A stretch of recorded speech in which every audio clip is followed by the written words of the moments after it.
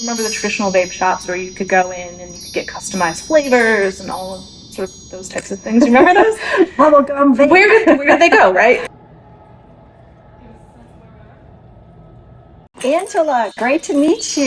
Yeah, great to meet you, Joan. Tell me what you guys do. So, Civic Legal Foundation, we're a public interest law firm, and we sue the government to protect Americans' constitutional rights, particularly in property rights, separation of powers, and what we call equality and opportunity. Can you give me an example of each one of those? Yeah, so our property area, and I want to expound on this more if we have time, could be anything from what are called exactions. Let's say you wanted to get a permit to add a room to your home.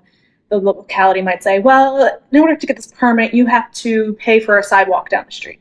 And that's like an exaction. They're trying to get something out of you that's unrelated to the thing you're asking for. As well as other sort of regulations around housing and stuff like that make it difficult to build homes. One of the big areas that we just won a case at the Supreme Court regarding is what we call home equity theft. This is where the government, if you don't pay your property taxes, they come in, take your property, and in some states, after they sell it, they keep everything, more than just what you owed them. So it's those type of property rights issues where you have a right and the government isn't adhering to it. So you owe them, say, $10,000, and they come in, they win their battle, and they just end up taking your whole house and all the equity. Your equity could be $500,000, and they take it, even though you just owed them $10,000. Yeah. So think about a mortgage, right? If you stopped paying your mortgage, the mortgage company would come in, the bank would sell your home, they would take what they were still owed, but they would return to you everything above that, all of the savings that you had in that home. In a few states, so every state has this sort of tax foreclosure process. So if you don't pay your taxes, they could come in and take your home and sell it. Most states operate like a mortgage. They'll return the equity.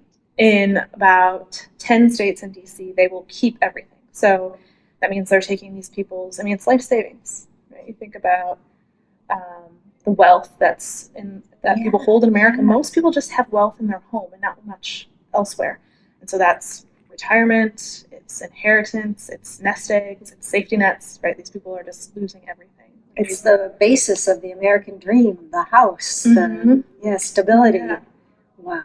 Yeah. Okay. Wow. Thank you for doing that. And what are other examples of admin type issues? So admin type issues, this is actually, it sounds complex. So we're thinking about the Constitution and the three separate branches, and they really have specific roles. And they've sort of melded and merged, and we've given a lot of power to this sort of fourth branch, this idea of the administrative state, where they're now making rules and determining what the law is rather than the legislature.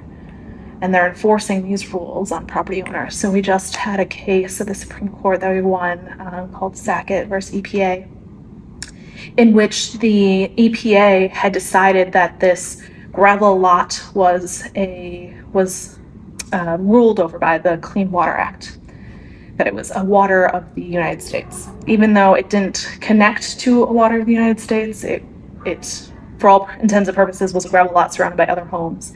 This family had wanted to build a home there. They had started building a home. They had a permit from the locality, and the EPA said you couldn't because it was protected by the Clean Water Act, even though it wasn't clear from the outside that was true. Mm-hmm. And it was this change in the definition that the agency had done rather than the legislature.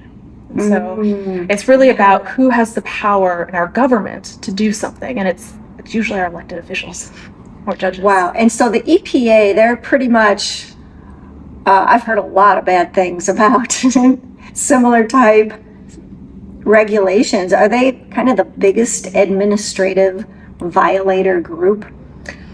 That's interesting. I don't know that we have, I don't actually know on the measurement side. There are lots of other agencies that also we find ourselves up against in courts. Yeah.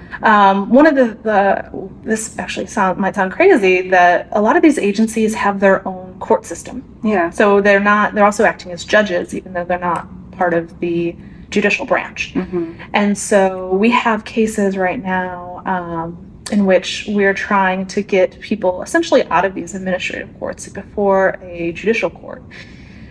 Because their rights are being violated because the due process system in those courts is different and more flexible. It's oftentimes they defer to their own agencies, the agency that pays their salary. Right. Yeah.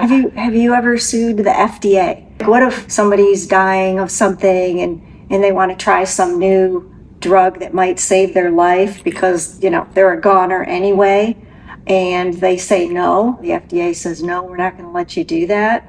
Can you sue? I mean, can you guys take that on? The person dies and didn't even get a chance. Yeah, I don't know that we've done any of those types of cases. I know that's something that Goldwater has worked on with their model legislation.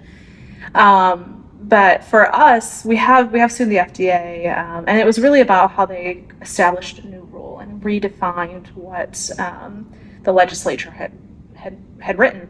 And this was a few years ago. We had a case in which we were suing them because they had passed a regulation that essentially banned vape shops from being able to operate. Sort of, remember the traditional vape shops where you could go in and you could get customized flavors and all of sort of those types of things. Remember those?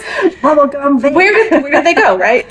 This is what happened. The FDA passed a rule essentially making it really impossible because all of those little changes and differences, even if it was going to be no tobacco or no nicotine or more nicotine, any sort of fluctuation, any sort of essentially adaptation would have to be approved through this FDA process. Mm-hmm. And so we sued because it wasn't the intent of the original legislation. But more importantly, it was because this rule was being passed by an unelected bureaucrat who was not appointed and approved by the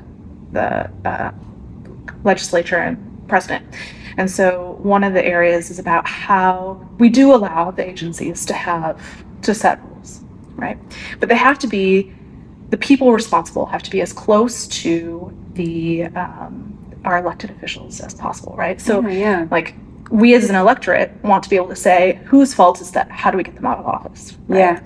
And so in agencies, they're not elected, but we have an appointments clause in the Constitution that allows for the executive branch to nominate the congressional branch to the executive branch to nominate, and then the legislative branch to approve candidates who are then your director of the FDA. Right.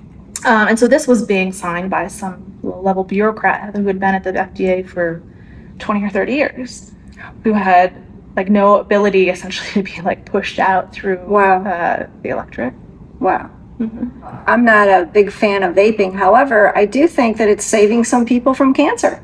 Plenty of people from cancer. Yeah. And imagine the people who are trying to get away from nicotine and the dosing it down over time. It's made it now more difficult for those people to go back to their local shop and say, okay, I'm ready this week to knock it down a little bit. Yes. I mean, the kids are one thing, but parents need to be charged a little more. I think the elderly people who are trying to prevent themselves from cancer are more important, higher priority, I would say. Yeah, and we were not that I don't love kids. We were representing a shop owner who had started it to help her community, who had actually started it because she was trying to help her community stop smoking, and was trying to provide a service. Yeah.